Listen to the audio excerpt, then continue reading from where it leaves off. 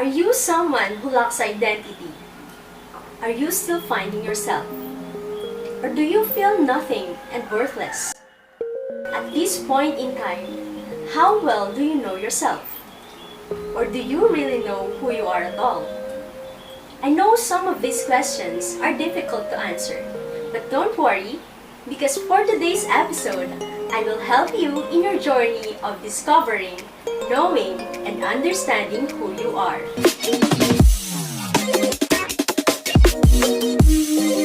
Good day, everyone! Welcome to Bamboo Telescuela. This is Crystal Sudario of Cauayan City Science and Technology High School, your teacher broadcaster in personal development.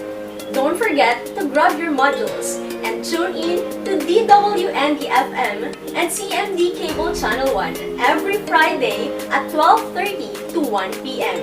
We are also streaming live at SDO Cauayan Facebook page. Today, we will discuss about knowing and understanding oneself during middle and late adolescence. Thus, at the end of the lesson, you should be able to understand that knowing yourself can make you accept your strengths and limitations and dealing with others, and share your experiences, habits, and characteristics. Let's start with the first activity in your module, which is called Self-Concept Inventory.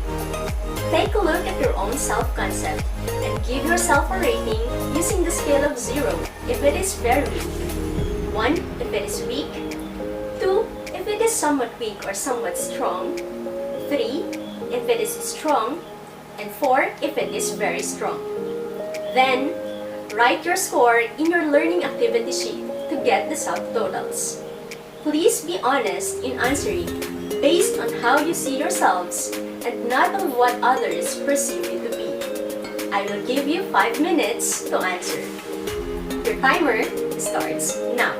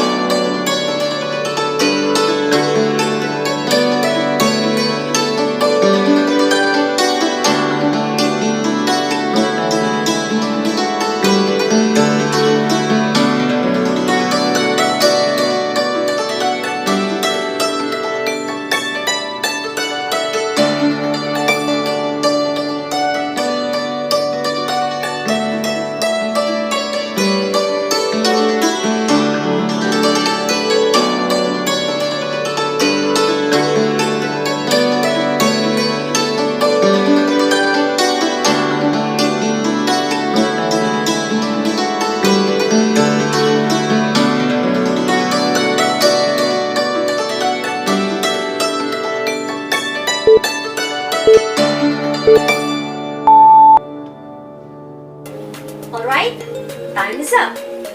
Take a look at your answers. There might be areas which you consider strong or somewhat weak. There are qualities you consider as your weakness, but other people consider it as your strength. For example, you think most of your ideas sound unreasonable or illogical, but you are intelligent or competent to other people. There is a big difference between what you see in yourself and what is projected in the eyes of others. Imagine yourself looking into a mirror. Do you see your ideal self or your actual self? Your ideal self is the self that you aspire to be. It is an idealized image that we have developed over time, based on what we have learned and experienced. It could include components of what our parents have taught us, what we admire in others, what our society promotes, and what we think is in our best interest. Your actual self, however, is who we actually are. It is how we think, how we feel, look, and act. It is the self that has characteristics that you were nurtured, or, in some cases, born to have. There is negotiation that exists between the two selves, which is complex because there are numerous exchanges between the ideal and actual self. These exchanges are exemplified in social roles and are derived from outcomes of social interactions from infant to adult development. Alignment is important. If the way that I am is aligned with the way that I want to be, then I will feel a sense of mental well-being or peace of mind. If the way that I am is not aligned with how I want to be, the incongruence or lack of alignment will result in mental distress or anxiety. To help you understand the concept better, here's a video how to know yourself with the School of Life.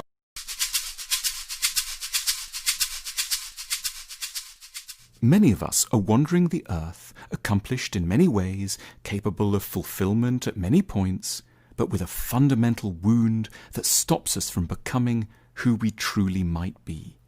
We don't quite know who we are. It isn't, of course, that we can't remember the basics of our biographies. We're unsure around two things in particular. Firstly, we don't have a stable sense of what we're worth. And secondly, we don't have a secure hold on our own values or judgments. Without knowing who we are, we tend to have particular trouble coping with either denigration or adulation. If other people decide that we are worthless or bad, there will be nothing inside us to prevent us from swallowing their verdicts in their entirety, however wrong-headed, extreme, or unkind these might be. We'll be helpless before the court of public opinion. We'll always be asking other people what we deserve before seeking inside for an answer. Lacking an independent verdict, we also stand to be unnaturally hungry for external praise. The clapping of an audience will matter to us far more than would ever be wise. We'll be prey to rushing towards whatever idea or activity the crowd happens to love. We'll laugh at jokes that aren't funny, uncritically accept undeserving concepts that are in vogue, and neglect our truer talents for easy, popular wins. We'll trail public opinion slavishly, constantly checking the world's whims rather than consulting an inner barometer in order to know what we should want, feel, and value. We need to be kind on ourselves. No one is born with an independent ability to know who they are. We learn to have an identity because, if we're blessed, in our early years, someone else takes the trouble to study us with immense fairness, attention, and kindness, and then plays us back to us in a way that makes sense and that we can later emulate. They give us the beginning of a true portrait of our identity, which we can then take on and enrich over the years and use as a defense against the distorting verdicts from hurried or ill-intentioned others. Knowing who one is really the legacy of having been known properly by somebody else at the start. This early identity building tends to unfold with apparently innocuous but life-saving small steps. "Oh, that must really have hurt," a parent might say in response to an upset, thereby validating an infant's own feelings. Or, "It's okay not to feel happy on your birthday," the parent might say at another point, delicately upholding an infant's less typical response to certain events. Ideally, the child isn't just known, he or she is also interpreted as likable. A good parent offers generous interpretations. They're on the side of the child and are always ready to put the best possible gloss on moments of ill temper or of failure, which forms the basis upon which resilient self-esteem can then later emerge. Now, that's the ideal, but it can, of course, go very wrong, and often does. A parent may offer mirroring that is out of sync with the reality of the child. "Look, who's such a happy little boy or girl?" a parent might insist, when actually the opposite is clearly the case, thereby badly scrambling the child's ability to connect with their own emotions. Or the parent might only lend the child a very harsh, punitive way of interpreting itself, repeatedly suggesting that the child is ill-intentioned or no good. Or the parent may simply not show very much interest in the child, focusing themselves elsewhere, so that the child grows up with a feeling that not only is it not worth cherishing, but also, because it hasn't been adequately seen and mirrored, that it doesn't even quite exist.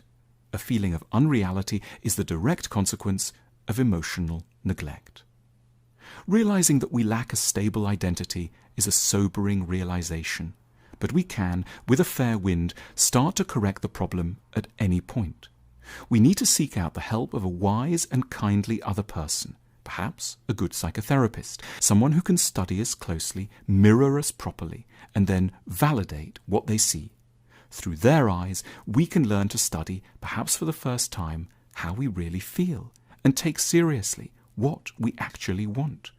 We can, by being witnessed generously, more often learn to take our own sides and feel increasingly solid inside, trusting ourselves more than we trust the crowd, feeling that we might be able to say no, not always swaying in the wind, and feeling that we are in possession of some of the ultimate important truths about us. Having come to know ourselves like this, we will be a little less hungry for praise, a little less worried by opposition, and a lot more original in our thinking. We will have learned the vital art of both knowing and befriending who we really are. Our Know Yourself cards can help us to better understand the deepest, most elusive aspects of ourselves. Follow the link now to learn more.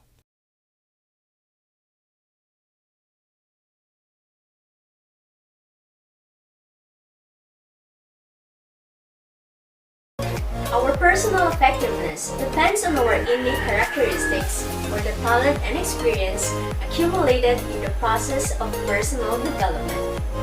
Talents first are needed to be identified and then developed to be used in a particular subject area. Experience includes knowledge and skills that we acquire in the process of cognitive and practical activities. Skills also determine whether real actions are performed in accordance with the plan. Here are some skills that will greatly increase the efficiency of any person who owns them. Determination.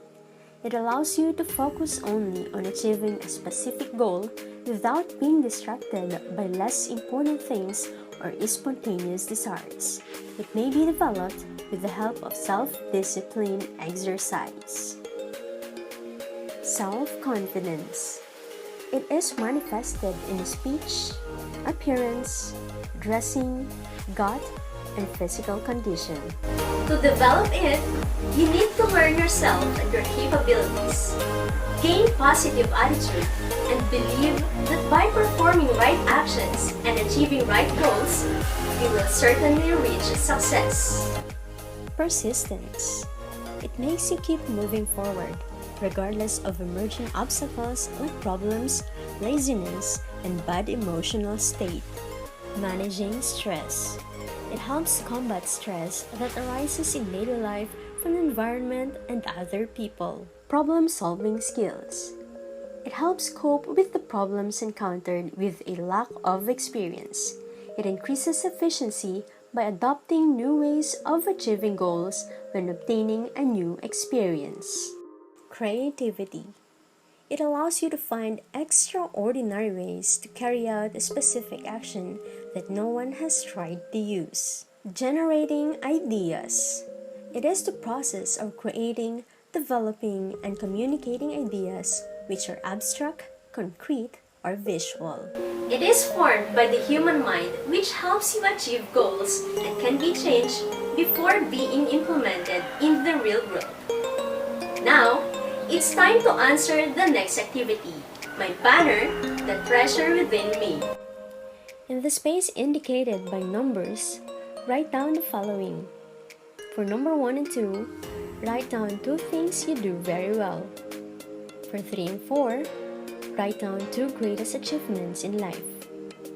For number 5, write down what in yourself are you proudest of. Number 6, write down your happiest moment. For number 7, write down positive words that your friends use to describe you. For number 8, write down a personal goal that you have already achieved. For number 9, write down 3 blessings for which you are most thankful to God. Number 10, write down 3 of your positive qualities. And for number 11, write down the difficulties, challenges, and problems that you were able to solve and overcome.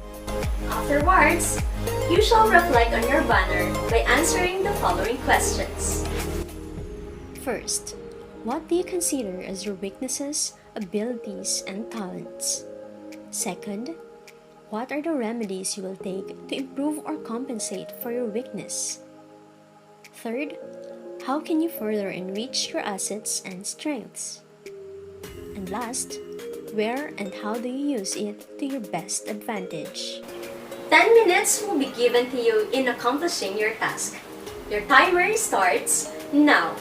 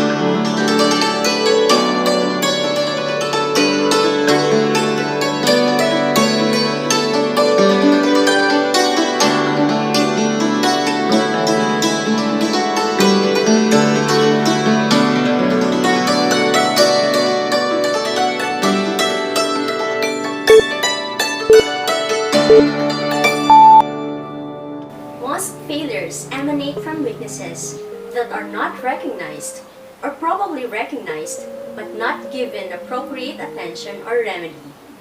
This could be a weakness in communications, in personality, or ability. Instead of giving up or indulging in self-pity, take action.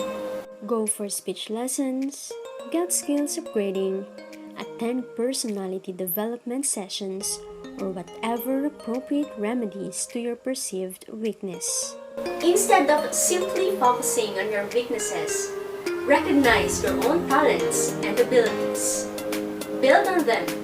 Utilize them to your greatest advantage. For the last activity in your module, there is a story entitled You Need to Take Charge of Your Future, written by Bo Sanchez for you to read and ponder on. But just to give you an overview, he said that there are three kinds of people in this world. The first is the moviegoer, who watches the movie of their lives, admires some parts and criticizes others. The second is the actor, who does not only watch the movie of his life, but can control a big part of it. And the third is the script writer, who doesn't only watch, and he doesn't only act, but he actually creates the entire movie from his mind. Kindly read the whole text for you to be able to answer the processing questions. By the way, the producer of the movie is God. He tells you, make the movie beautiful, and I will give you all that you need for success. That's it for our lesson this week. I hope you have learned a lot in knowing yourselves. Always remember to accept and love all facets of yourselves. Embrace not only the good, but also the less desirable parts of you. To understand the real you. Because you are unique in this world. Again, this is Teacher Cristel Sudario. Goodbye and have a productive week.